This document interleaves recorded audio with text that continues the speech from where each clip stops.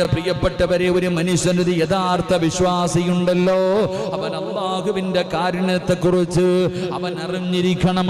അള്ളാഹുവാരാണ്, അള്ളാഹുവിന്റെ കാരുണ്യം എന്താണ് ഒരു മനുഷ്യൻ അറിഞ്ഞിരിക്കണം.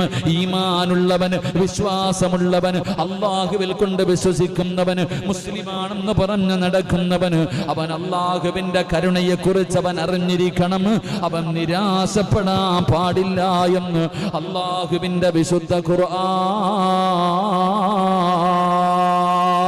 എന്റെ പ്രിയപ്പെട്ടവരെ, ജീവിതത്തിൽ എത്ര വലിയ പ്രയാസമാകട്ടെ, എത്ര വലിയ ഭയാനകമായ രോഗമാകട്ടെ, എന്തൊക്കെ സംഭവിച്ചാലും നിരാശ നമ്മുടെ ജീവിതത്തിൽ വേണ്ട, നിരാശ നമ്മുടെ ജീവിതത്തിൽ വേണ്ട. നമ്മുടെ അള്ളാഹുവിന്റെ കാരുണ്യത്തിൽ നിന്ന് വിദൂരമല്ല.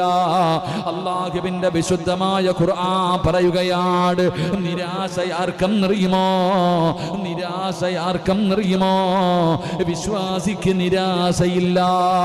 അള്ളാന്റെ ഖുർആൻ പറയുന്നു, വല്ലദീന കഫറൂ ബിആയാതില്ലാഹി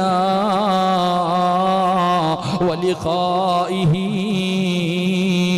ഉലൈക യഅസൂന മിർ റഹ്മതി.